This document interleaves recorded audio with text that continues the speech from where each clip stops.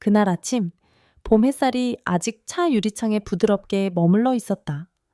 박지현 연방판사는 워싱턴 DC 외곽 주거지에서 출발해 인권 재판 절차 개혁을 논의하는 내부 회의에 참석하기 위해 연방청사로 향하고 있었다. 정부 번호판을 단 은회색 차량은 우선 차선에서 조용히 달렸다. 다른 아침들과 다를 바 없는 일상적인 출근길이었다. 하지만 I-499 순환도로로 접어든 지 몇 분 만에 모든 것이 달라졌다. 흰색과 파란색 순찰차가 경광등을 켜고 사이렌을 울리며 멈추라는 신호를 보냈다. 직업적 본능으로 박 판사는 자신이 속도를 위반하지 않았는지, 차선을 잘못 바꾸지 않았는지, 번호판과 서류가 모두 적법한지 빠르게 점검했다. 그녀는 침착하게 차를 갓길에 세우고 창문을 내린 뒤 경찰관이 다가오기를 기다렸다. 그는 40살을 조금 넘은 백인 남성으로 검은 선글라스를 쓰고 표정이 엄격했다. 인사도, 정차 이유에 대한 설명도 없이 그는 그녀를 위아래로 훑어보더니 느닷없이 물었다. 이 차가 당신 겁니까? 박지연은 고개를 살짝 끄덕였다. 네, 이 차는 연방정부 소속이고 제 이름으로 등록되어 있습니다. 경찰관은 미간을 찌푸렸다. 공무용 차를 운전한다고요? 어디서 일합니까? 법무부입니다. 짧은 침묵. 그러더니 그가 천천히 한 글자 한 글자 강조하듯 말했다. 미안하지만 당신 얼굴은 이 번호판과 어울리지 않네요. 그 순간 시간이 멈춘 듯 했다. 그 말에 담긴 차별적 뉘앙스가 너무나 명백했기 때문이 아니라 그가 그것을 마치 당연한 사실인 양, 증명할 필요도 없는 진실처럼 말했기 때문이었다. 그에게 아시아계 여성, 온화한 얼굴, 낮게 묶은 긴 머리, 흰 셔츠와 단정한 재킷을 입은 사람은 공무용 차를 운전할 격이 있는 사람으로 보이지 않았다. 그의 머릿속 판사의 이미지는 아마도 중년 백인 남성, 억양 없는 영어를 구사하는 사람으로 고정되어 있었을 것이다. 박지연은 화를 내지 않았다. 그녀는 금색 테두리가 둘린 연방 아이디 카드를 꺼내 보이며 담담하게 말했다. 저는 박지연, 렉싱턴 재판부 연방 판사입니다. 하지만 경찰관은 카드를 흘깃보고는 즉시 지원 차량을 호출하며 상황이 의심스러우니 추가 확인이 필요하다고 했다. 이쯤이면 누구라도 모욕감을 느낄 터였다. 법적 이유 때문이 아니라 단지 그녀가 권위를 가진 사람처럼 보이지 않는다는 이유로 그 사건은 단순한 정차가 아니었다. 그것은 편견이 은연중에 작동하는 모습을 비추는 거울이었다. 아시아계 여성인 그녀가 공무용 차를 운전하다 멈춰진 이유는 교통 위반이 아니라 그녀의 얼굴과 번호판이 맞지 않는다는 사회적 선입견 때문이었다. 나중에 이 일을 이야기하며 박지연은 짧게 말했다. 그들이 의심한 것에 화가 난 게 아닙니다. 신뢰가 외모에서 비롯되어야 한다고 잊어버린 것에 슬플 뿐입니다. 이것이 이 이야기의 첫 번째 작은 교훈이다. 때로는 편견 앞에서 굳건히 서기 위해 당신이 권리를 가지고 있다고 소리칠 필요는 없다. 그저 당신의 이름처럼 당당히 서 있기만 하면 된다. 하지만 이야기는 여기서 끝나지 않았다. 경찰관은 그녀의 아이디 카드를 잠시 더 쥐고 추가 확인을 하겠다고 했다. 그 순간 박지연의 머릿속에 조용히 떠오른 질문이 있었다. 어떤 얼굴이 권력에 어울리는 얼굴일까? 그리고 그 질문이 바로 다음 이야기가 시작되는 지점이었다. 경찰관은 여전히 그곳에 서서 박지연의 아이디 카드를 마치 위조품인지 확인해야 할 물건처럼 쥐고 있었다. 그의 눈길은 카드와 그녀의 얼굴을 오가며 맞지 않는 부분을 찾으려는 듯했다. 잠시 후 그는 혼잣말처럼 중얼거렸다. 연방청에 확인해야겠어요. 그냥 절차일 뿐이니 오해하지 마세요. 하지만 박지연은 오해하지 않았다. 그녀에게 이런 의심은 처음이 아니었다. 아시아계 여성으로서 그녀는 회의실에 들어설 때마다 마주치는 의심, 어린 눈초리에 익숙했다. 심지어 판사 가운을 입고 있을 때조차 변호사는 어디 계십니까? 라는 질문을 받은 적도 있었다. 하지만 오늘 이 일은 거리 한복판에서 벌어졌다. 거기에는 재판석도, 화려한 회의실도, 명함도 없었다. 오직 두 사람, 경찰관과 시민뿐이었다. 그리고 그 순간 드러난 차별은 너무나 노골적이어서 오히려 두려울 지경이었다. 어떤 얼굴이 연방이라 불릴 만한 얼굴일까? 그 질문이 박지연의 머릿속에서 메아리 쳤다. 그녀는 스위스에서 열린 국제판사회의에 참석했을 때를 떠올렸다. 당시 미국인 동료가 그녀를 보며 물었다. 통역사시죠? 그녀는 미소 지으며 답했다. 아니요. 저는 그 토론 세션의 사회자입니다. 그 미소는 유머에서 나온 것이 아니라 수년간 단련된 인내에서 비롯된 것이었다. 자신의 자격을 끊임없이 설명해야 했던 사람들의 인내였다. 박지연은 문득 생각했다. 만약 오늘 운전대를 잡은 사람이 백인 남성이었다면, 군모를 쓰고 있었다면 과연 누가 그를 세웠을까? 그의 아이디 카드의 적법성을 의심했을까? 아니면 그냥 고개를 끄덕이며 좋은 하루 되세요라고 했을까? 그녀는 유색인종 여성들, 의사, 엔지니어, 교수를 떠올렸다. 그들은 자격증을 제시하며 확실합니까? 라는 질문을 받았던 경험을 공유했다. 그 질문은 단순한 호기심이 아니었다. 눈빛과 말투로 정당화된 의심이었다. 그것은 당신을 낯선 존재로 만들었다. 경찰관이 돌아와 한숨을 쉬며 아예 아이디 카드를 돌려주었다. 사과 한마디 없이였다. 확인 끝났습니다. 가셔도 됩니다. 감사합니다. 도? 불편을 끼쳐 죄송합니다. 도 없었다. 그저 어깨를 으쓱하며 마치 그녀가 그의 아침을 방해한 사람인 양 행동했다. 박지연은 다시 차를 출발시켰다. 하지만 그녀의 마음속에서 움직이는 것은 엔진이 아니었다. 그것은 한편의 이야기였다. 그녀는 깨달았다.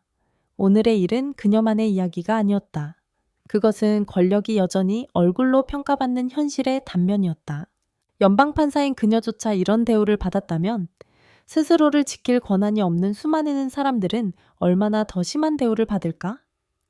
그 순간부터 박지연은 이 일을 개인적인 사건으로 보지 않았다. 그녀는 이것을 기회로 삼았다. 더 큰 질문을 던질 기회였다. 그녀처럼 열심히 노력해 자신의 자리에 오른 사람들이 더 이상 자신이 그 자리에 어울린다고 증명하지 않아도 되는 세상을 만들려면 어떻게 해야 할까? 그 질문과 함께 그녀의 여정은 명확한 방향을 찾았다. 편견은 소리쳐야만 들리는 것이 아니었다. 그것은 확실히 당신이?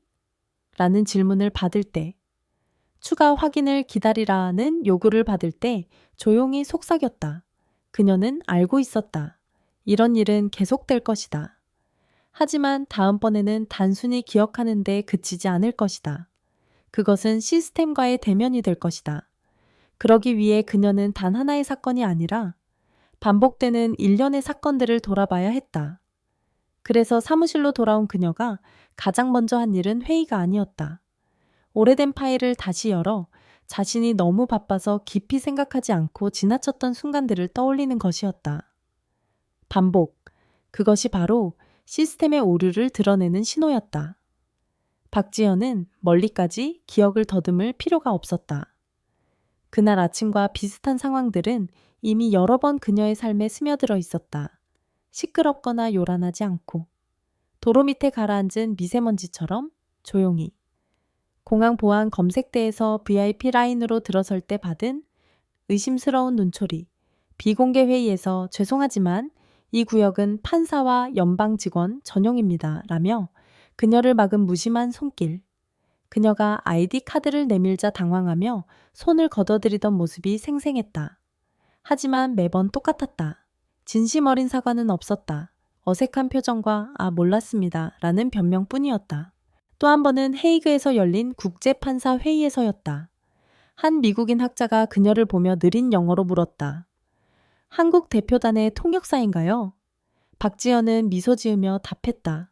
아니요. 저는 전체 세션의 의장입니다. 그녀는 화를 내지 않았다. 사실 그녀는 그런 상황에 너무 익숙했다.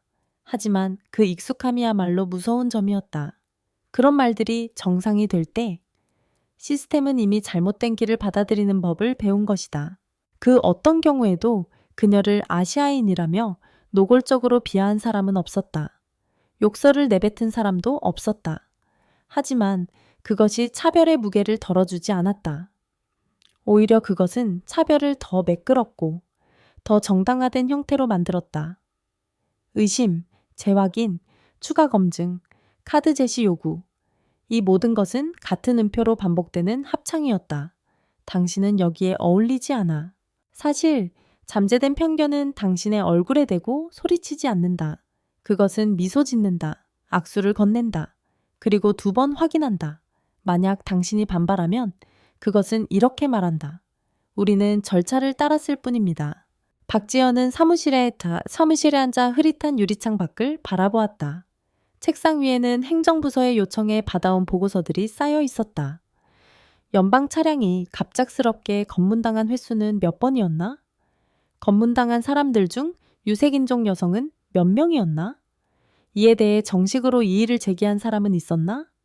각 주에서 쏟아진 숫자들은 그녀의 등골을 서늘하게 했다. 지난 1년 동안 비정기 연방 차량 검문 1000여 건 중 유색인종 여성이 관련된 경우는 2%에 불과했지만 신원 확인을 위해 15분 이상 억류된 경우의 20%를 그들이 차지했다. 통계학자가 아니어도 이것이 우연이 아님을 알 수 있었다. 이것은 신호였다. 시스템의 오류를 드러내는 신호였다. 오래된 내부 보고서에서 그녀는 한 베테랑 공무원의 손으로 쓴 메모를 발견했다.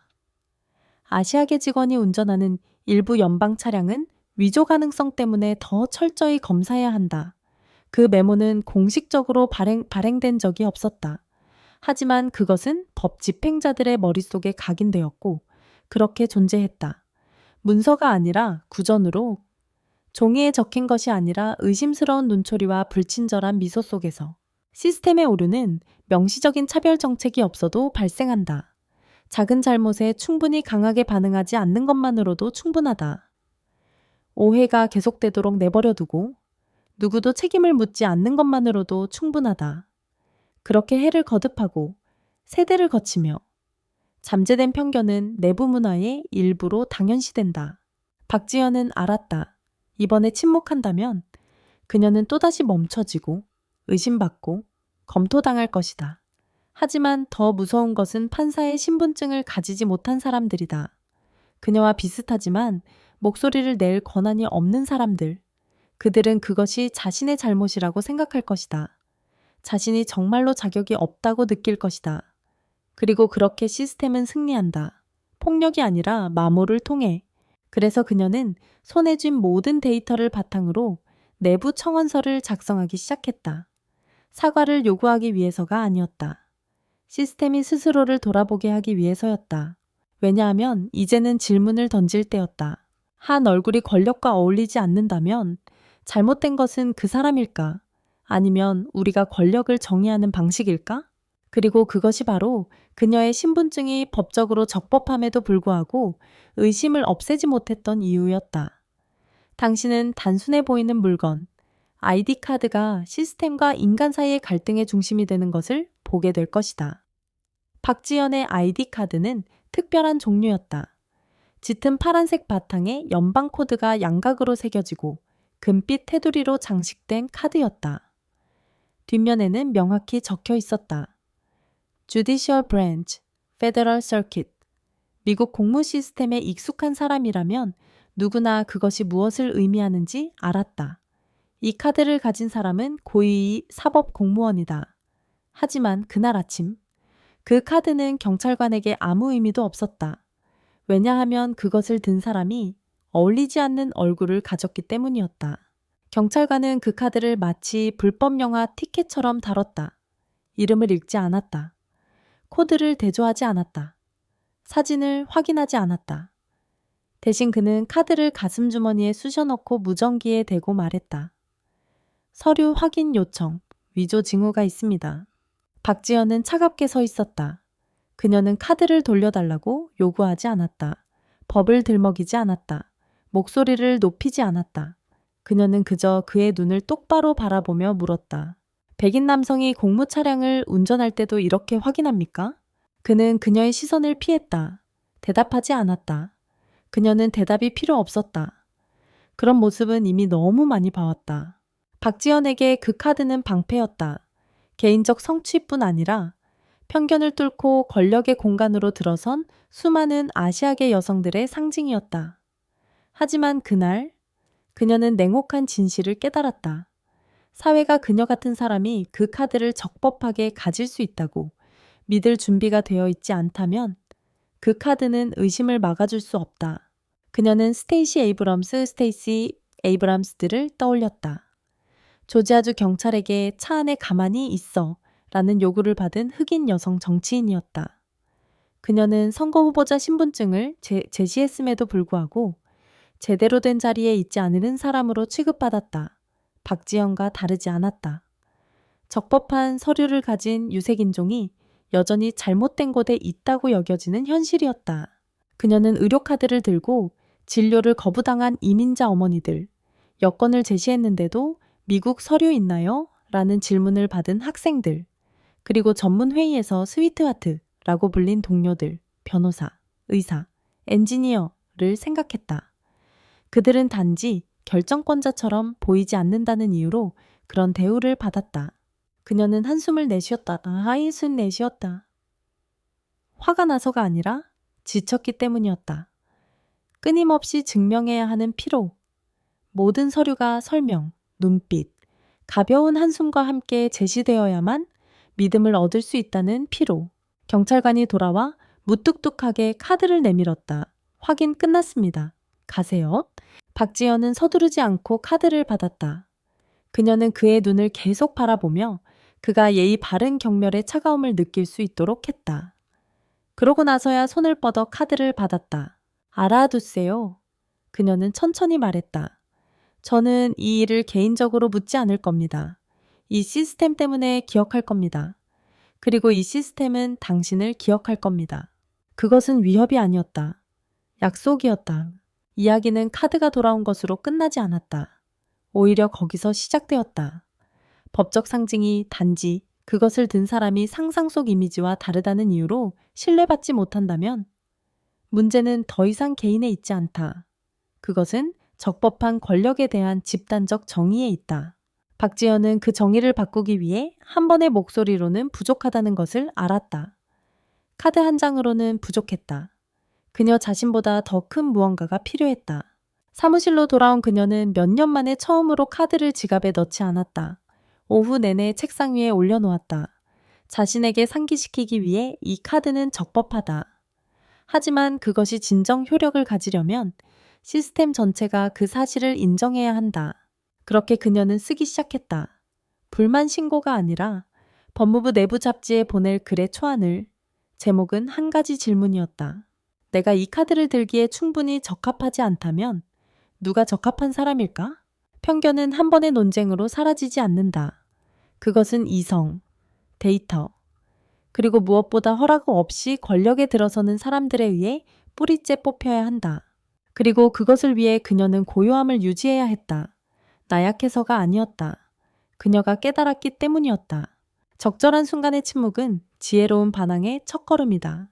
그리고 그 침묵은 당신이 더 분명히 보게 될 것이다. 그날 오후 박지연 판사의 사무실은 이상할 정도로 고요했다. 일이 없어서가 아니었다. 그녀의 마음이 타이핑하는 원고의 한 글자 한 글자에 온전히 쏟아져 있었기 때문이었다. 화면에 떠오르는 문장들은 분노나 비난이 아니었다. 그날 아침 일어난 일을 정확하고 상세하게 기록한 것이었다. 판사의 언어였다. 단정하고 명료하며 진실을 해부하는 칼날처럼 차가웠다. 사람들은 불공정에 직면했을 때 소리를 지르고 발버둥치고 분노로 저항해야 한다고 생각한다. 하지만 박지연은 달랐다. 법학도 시절부터 그녀가 배운 큰 교훈이 있었다. 분노는 귀 기울이지 않으려는 사람들을 설득하지 못한다. 그들을 움직이는 것은 증거, 논리, 그리고 숨막힐 듯한 집요함이다. 그날 아침 그녀는 경찰관의 상관에게 전화해달라고 요구할 수도 있었다. 현장에서 언론을 부르고 생방송을 하고 소란을 일으킬 수도 있었다. 하지만 박지연은 다른 길을 택했다. 그녀는 가만히 서서 관찰했다. 경찰관의 표정, 점머정, 말투, 부주의한 행동 하나하나를 기억했다. 즉각 반응하지 않고, 명함을 꺼내지 않고, 나는 판사다 라고 외치지 않았다. 그녀는 알았다. 폭발은 사라지지만 기록은 남는다. 그녀는 연극이 필요 없었다. 판결이 필요했다. 마루대 체스 플레이어가 상대의 내수 앞을 내다보듯 박지연은 즉각적인 맞대응으로 시간을 낭비하지 않았다. 그녀는 시스템이 스스로를 묶을 밧줄을 충분히 주었다. 그리고 성공했다. 부당한 아이디 카드 억류, 정당한 이유 없는 확인 요청, 얼굴이 번호판과 어울리지 않는다는 표현까지. 모든 것이 그녀의 기록에 담겼다. 적절한 때에 빛 속에 드러낼 준비가 되어 있었다. 사무실 동료가 조심스럽게 문을 두드리며 종이봉투를 내밀었다. 언니가 좋아하는 인삼 커피예요. 박지연은 고개를 끄덕이며 감사 인사를 하고 천천히 한 모금을 마셨다. 더는 아무 말도 하지 않았다. 하지만 그녀의 눈빛, 폭풍 전 호수처럼 고요하고 깊은 눈빛이 모든 것을 말해주었다. 박지연 같은 사람들에게 침묵은 회피가 아니다. 전략적 선택이다. 그녀는 알았다. 다른 이들의 기대대로 반응하면 그녀는 영원히 감정적인 피해자라는 틀에 갇힐 것이다.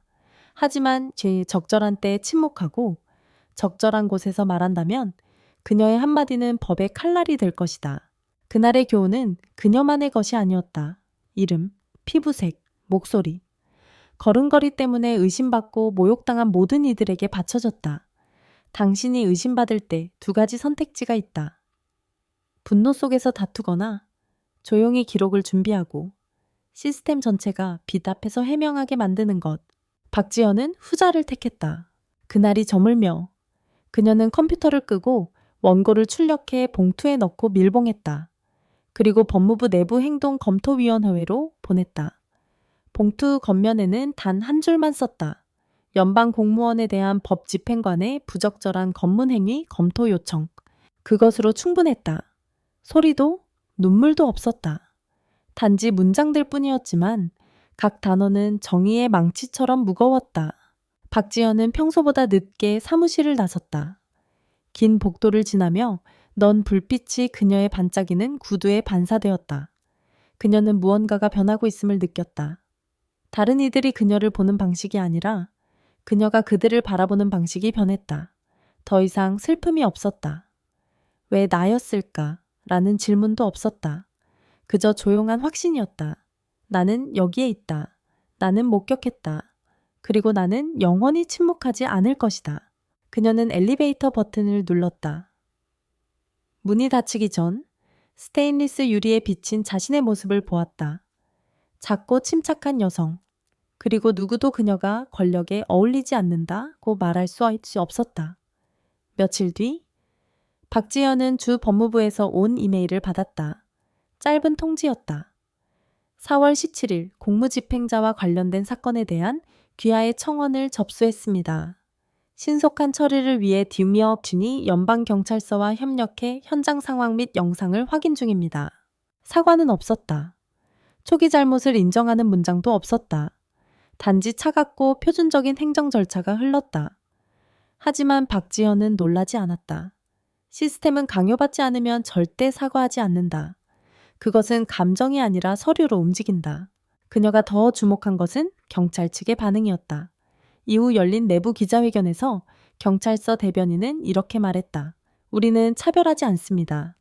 연방 번호판 차량을 이용하는 모든 사람은 이상 징후가 있으면 검문 대상이 될 수 있습니다. 이 경우는 표준 확인 절차에 따라 결정된 것입니다. 표준 절차. 그 단어는 갑옷처럼 사용되었다. 무언가 잘못되었을 때, 누군가 부당한 대우를 받았을 때, 불필요한 질문을 받았을 때, 정당히 이용하던 차에서 끌려 내려졌을 때, 사람들은 말한다. 우리는 절차를 따랐을 뿐입니다. 하지만 그 절차가 질문받지 않는다면 그것은 덫이 된다. 보이지 않는 규범에 맞지 않는 사람들을 합법적으로 억압하는 그물. 박지연은 이런 일을 전에도 보았다.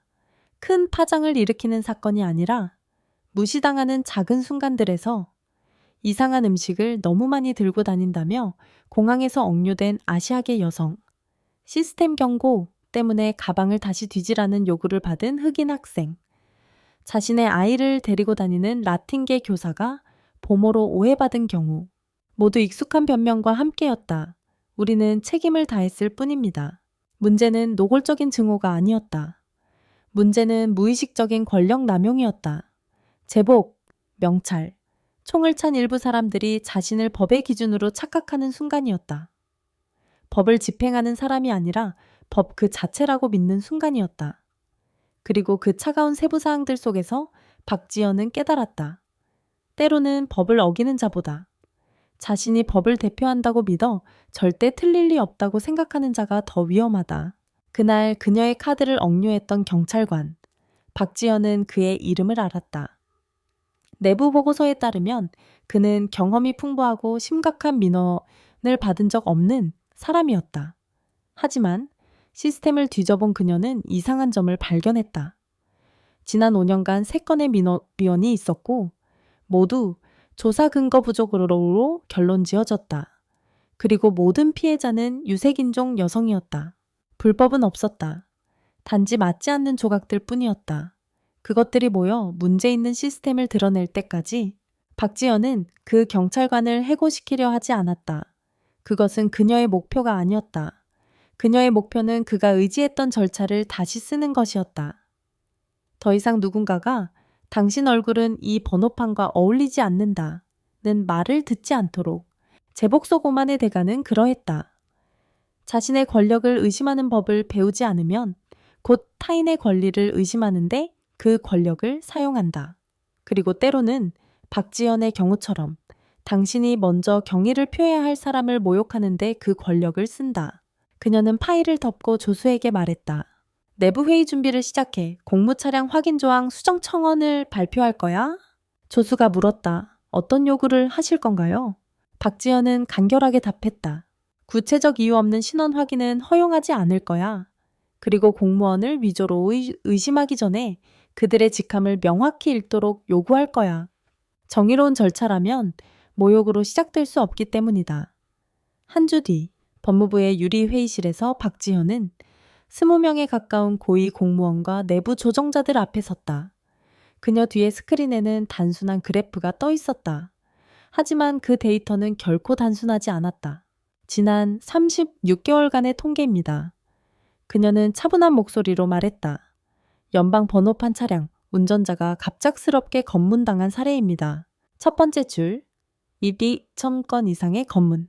두 번째 줄, 운전자의 70%가 백인 남성이었지만 15분 이상 억류된 사례의 이 시험범만 그들이었다. 세 번째 줄, 아시아계 여성은 9.6%에 불과했지만 위반 없이 추가 확인을 요구받은 사례의 30%를 차지했다. 회의실은 침묵에 잠겼다. 이 차이를 어떻게 설명할 건가요? 박지연은 방 안을 훑으며 물었다. 절차는 공정히 집행되었다고 합니다. 하지만 결과는 공정이 왜곡되어 있습니다. 한 보안 책임자가 머뭇거리며 말했다.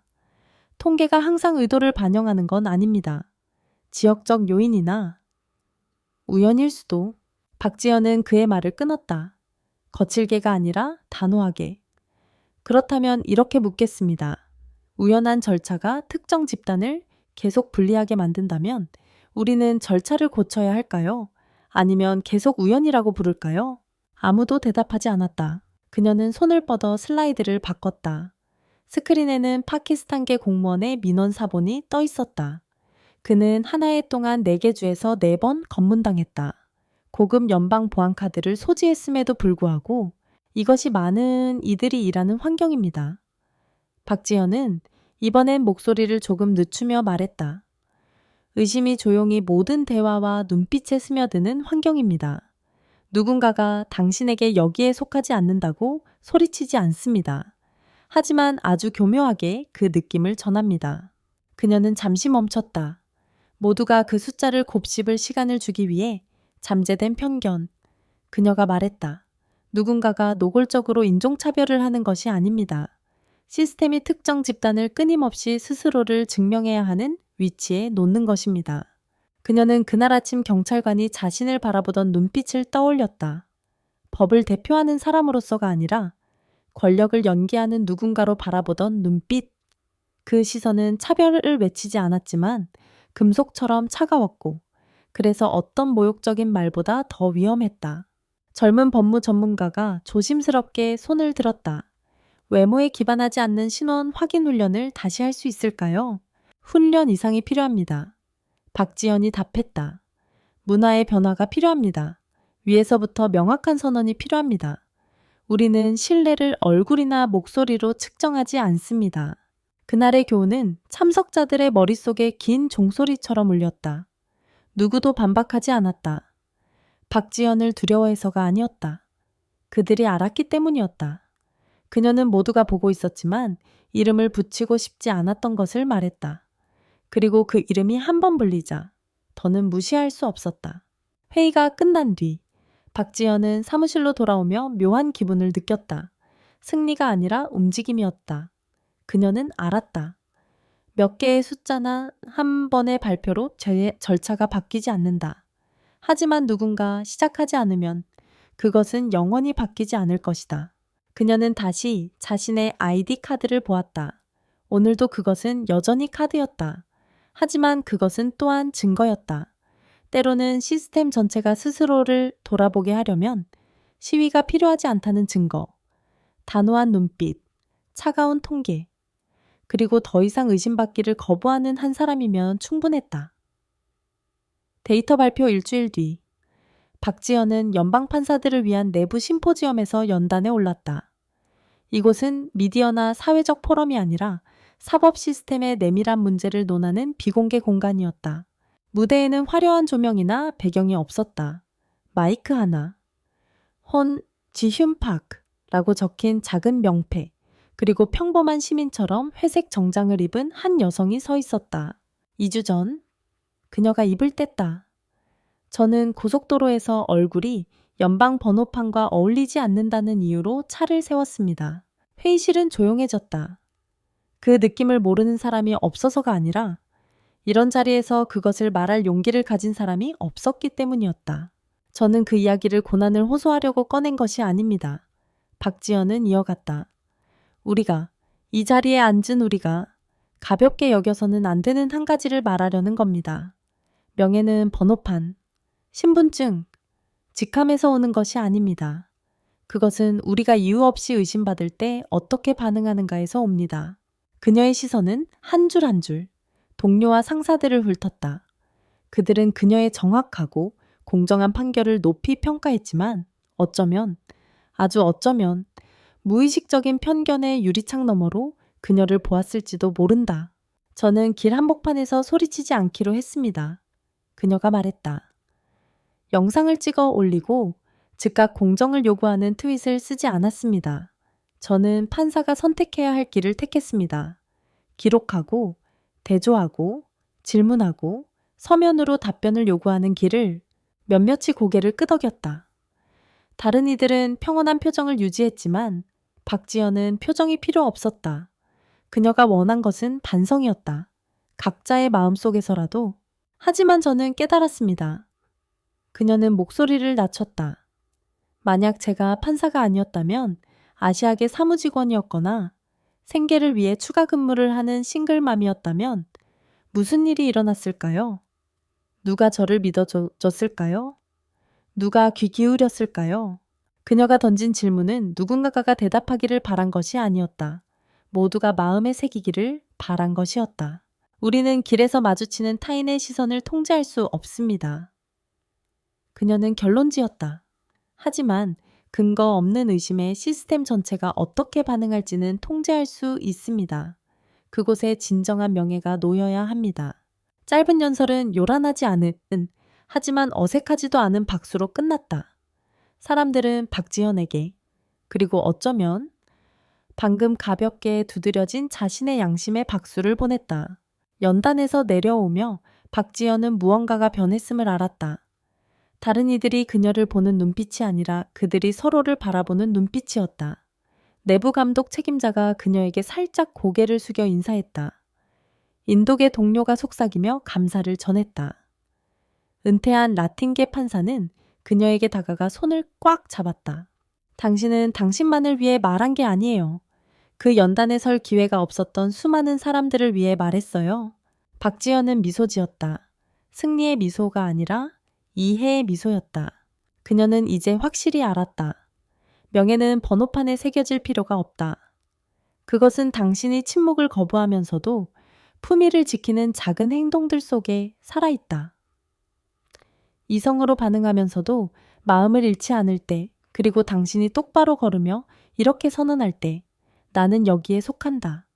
허락받아서가 아니라 물러서지 않을 용기가 있어서.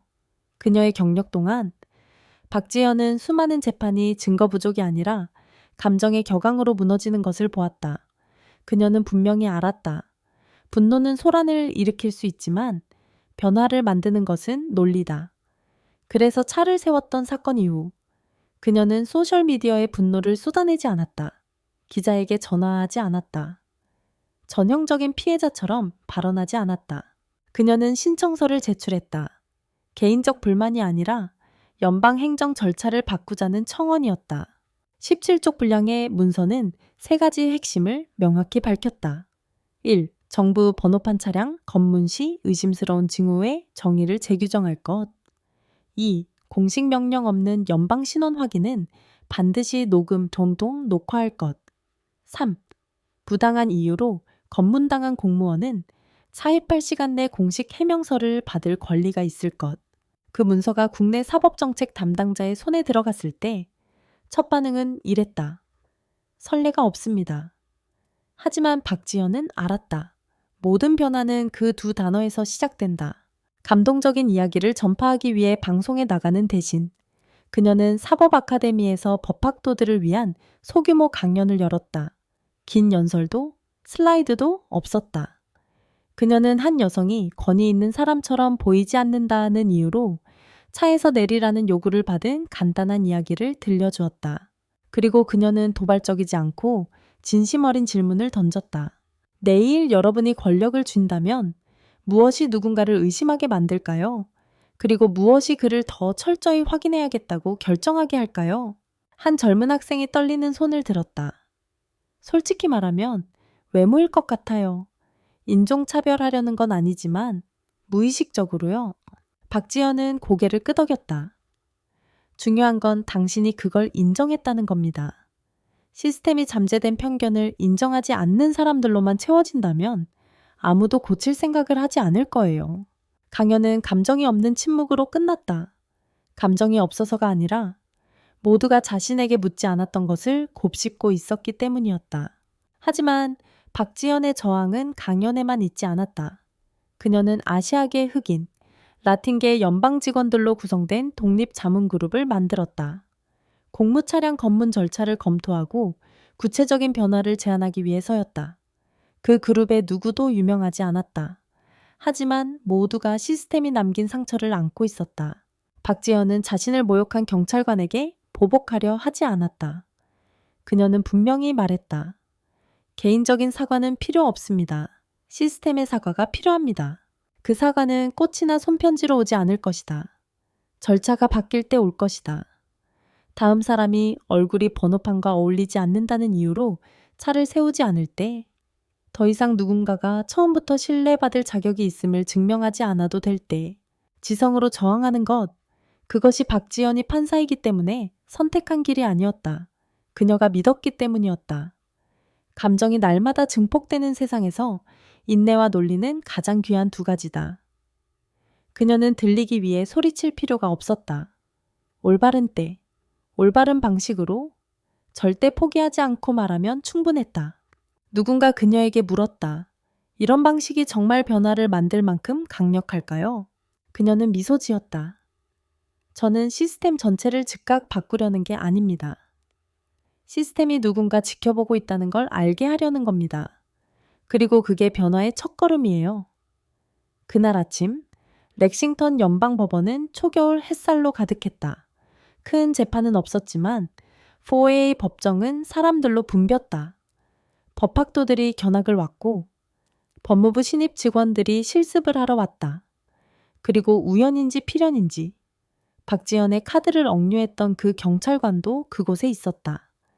이번엔 증인 호송인 자격으로 박지연은 정확히 정각에 들어섰다.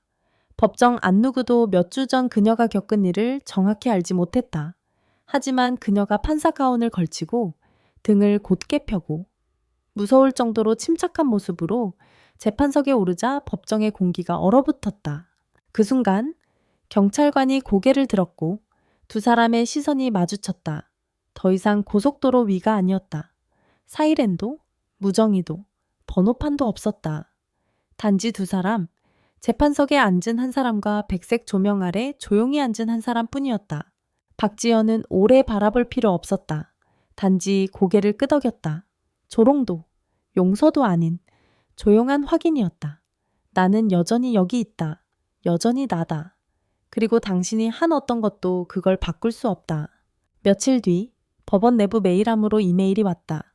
그녀가 제출한 청원에 대한 첫 번째 승인이었다. 연방 신원 확인 절차 변경. 이제 모든 건물은 양측 서명이 포함된 기록과 구체적 이유를 동반해야 하며 집행 공무원들은 매년 필수적으로 인지 편견, implicit bias, 교육을 받아야 한다. 그것은 혁명이 아니었다. 하지만 한 조각이었다. 스스로를 돌아보는 정의 시스템의 기초에 놓인 작은 벽돌이었다. 그 소식을 들었을 때 박지연은 사무실에서 그녀의 강연을 들었던 베트남계 법학댁에서 온 손편지를 읽고 있었다. 저는 연방검사관이 될 수 있다고 생각해 본 적이 없었습니다. 당신이 명예는 외모가 아니라 의심받을 때 자신을 지키는 방식에 있다고 말할 때까지요. 그녀는 편지를 접으며 미소 지었다. 자부심 때문이 아니라 깨달음 때문이었다. 때로는 단 한 번의 눈빛, 적절한 때의 한마디, 인내의 행동이 새로운 세대에 씨앗을 뿌릴 수 있다. 그녀는 일어나 법원의 긴 복도로 나섰다. 젊은 신입 직원이 정중히 고개를 숙여 인사했다. 박지연은 걸음을 멈추고 고개를 끄덕여 답했다. 이번엔 명함도 소개도 필요 없었다. 그녀는 알았다. 그 눈빛, 그 존재감이 이 여정 전체가 증명한 가장 중요한 진실의 증거였다. 정의는 소리쳐야 할 필요가 없다. 그것은 단지 단단히 걸어가면 된다. 복도를 지나 판결을 내리며 분노 없이 단호한 행동으로 그리고 아시아계 여성이 더 이상 자신의 번호판에 어울리는지 증명할 필요가 없는 날이 올 것이다. 폭발적인 혁명 때문이 아니라 박지연의 그날 발걸음처럼 조용한 걸음들 덕분에 아무도 말하지 않았다. 하지만 모두가 들었다. 만약 박지연 판사의 이야기가 당신을 잠시 멈추게 하고 조금 생각하게 하고 마음속에서 무언가 움직이는 것을 느끼게 했다면 여기서 이 여정을 멈추지 마세요. 댓글을 남겨주세요. 당신에게 정의가 모두에게 도달하지 못하게 하는 가장 큰 장벽은 무엇이라고 생각하나요? 침묵이 힘의 한 형태일 수 있다고 믿는다면 좋아요를 눌러주세요. 그리고 채널 구독을 잊지 마세요. 우리는 앞으로도 이런 이야기들을 계속 들려줄 것입니다. 시끄럽지 않은 용기와 갑옷을 입지 않은 정의에 대한 이야기들. 끝까지 함께 해줘서 고마워요. 정의는 저울 위에 있는 것이 아닙니다. 그것은 우리가 서로를 바라보는 눈빛에서 시작됩니다.